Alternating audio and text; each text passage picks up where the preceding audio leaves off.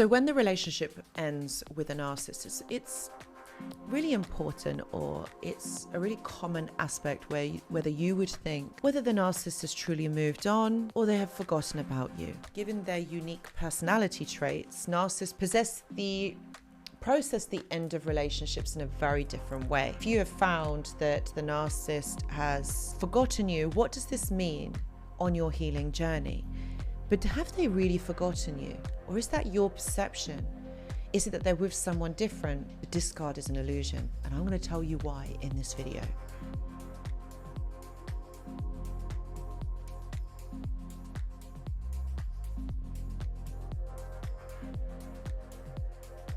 Hello my friends, and welcome back. I hope that you are all doing really well. Discard is an illusion. Indeed, my friends, it is not real. And I'm going to talk about why it's not real and why you might be thinking that, yeah, Anoushka, how? Like, this person has forgotten about me, they've moved on, they're with someone else. What you have to remember is that the narcissist has an attachment disorder. They can't connect to you in a healthy way, but they also can't disconnect from you in a healthy way. So how can they really forget about you if they haven't disconnected from you? And you've got to remember that the narcissist will process the end of relationships very differently to how you would. Oh yes, my friends. They really do.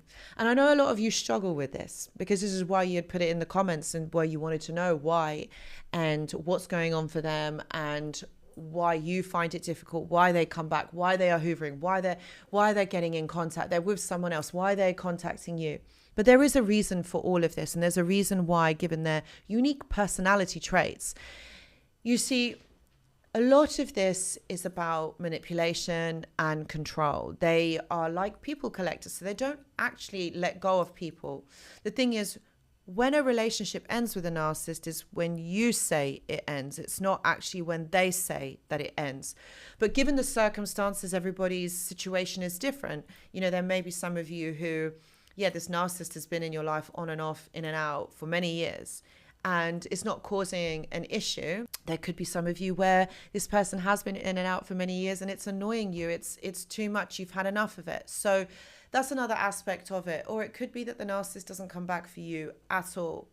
And that's a good one. You know why? Because then you know that you have really healed. When they are not reaching out, when they're not asking or wanting connection with you, that's because they know that you have healed and that you are too strong for them and they have no chance with you. But we're gonna talk about understanding narcissistic tactics. Can a narcissist really forget you? How narcissists remember you, and the impact on former partners, and healing and moving forward from that. Stick around if you want to know more. But my friends, just really quickly, I just want to say that I do go live on this channel once a week, usually on a Tuesday. Please do check the community tab, because I do post on there like more information and things that we're going to be discussing. But if you have any questions or there's something on your mind, I'd say come on over to the live stream, because I may well be answering your question. Guys, it is a vibe on these lives, so come on over, check it out for yourself. I would love to see you there. So the thing is, you need to understand, first of all, is the narcissistic traits and how they show up. How it's about understanding the whole process of this relationship with a narcissist, because as you know, their behavior happens in cycles, and these cycles, there's a recipe to it, so to speak. But understanding their tactics is going to help you to understand what really is going on here. The first thing is that they have a need for validation. So even if they're with somebody else, they're still going to need validation. This is something that feeds their ego and is a really strong desire. Even if they're with another person, even if they're getting lots of it, they might think that they might get more from you. And the more that they get, the better that they will feel.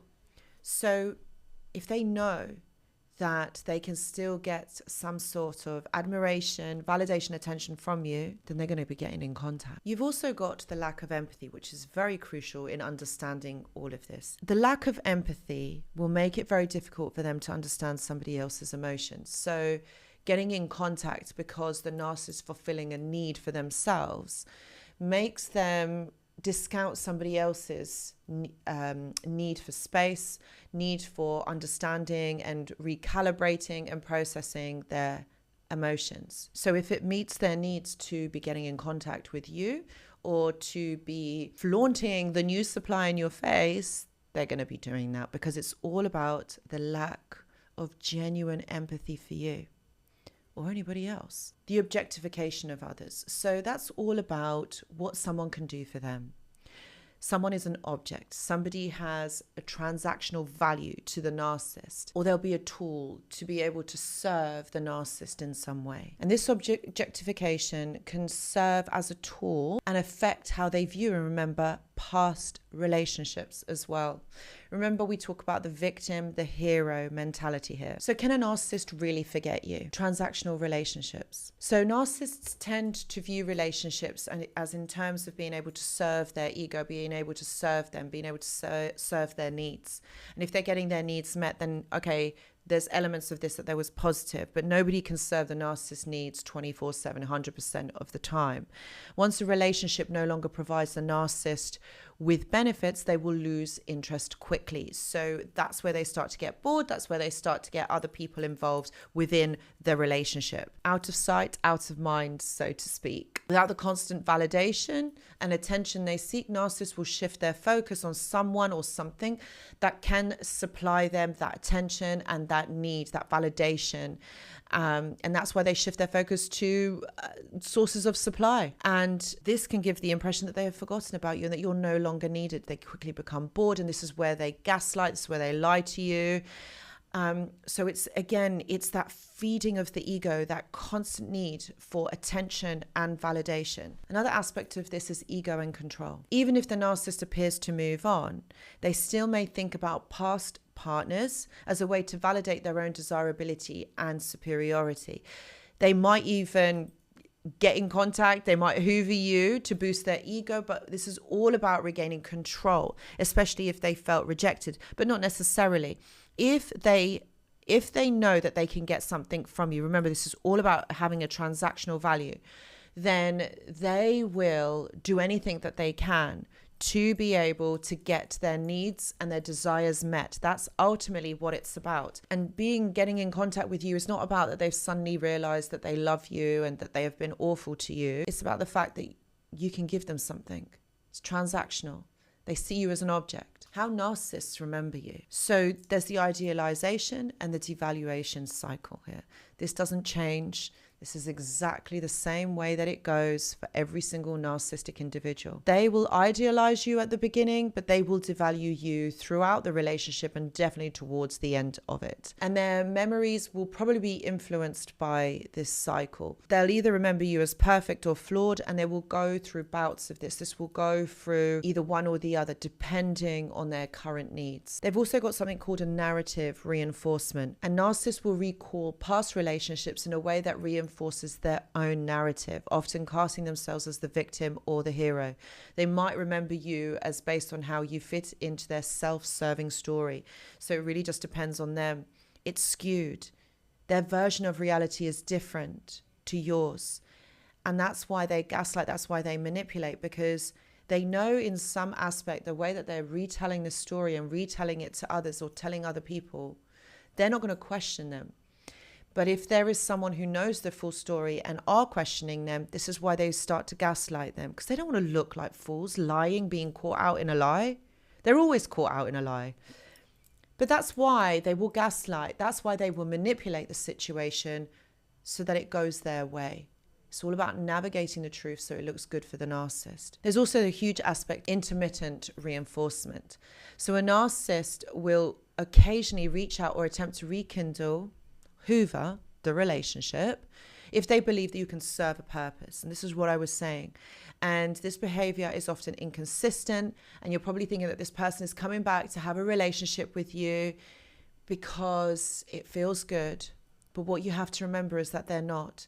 This isn't about rekindling a relationship. It's never going to be the same. So the impact that this has on past partners, you've got emotional confusion. Like, what the hell is going on? You remember it one way, the narcissist is saying it another.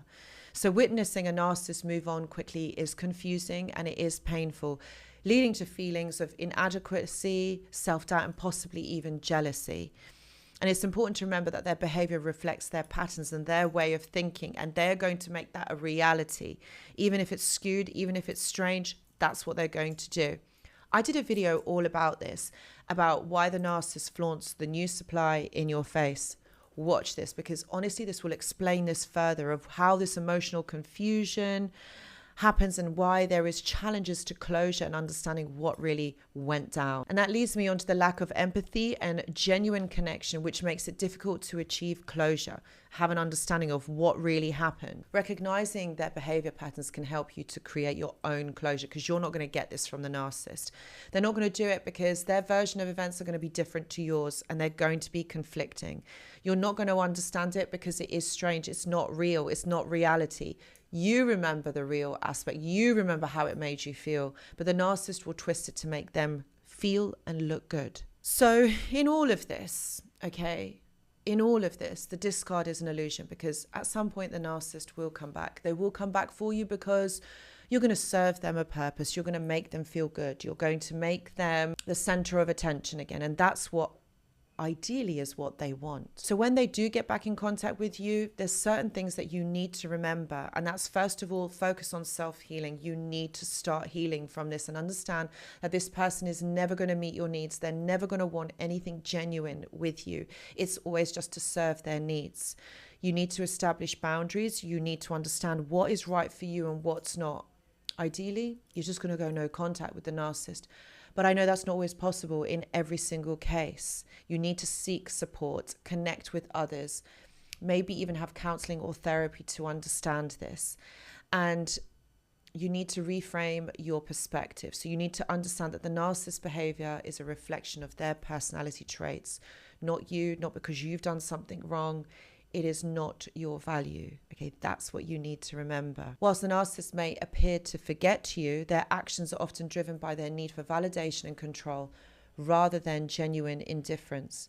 Recognizing their behavior patterns can help you to navigate the end of this relationship, get closure, and focus on your own healing. And that's, my friends, that's what I would say to you. Focus on yourself.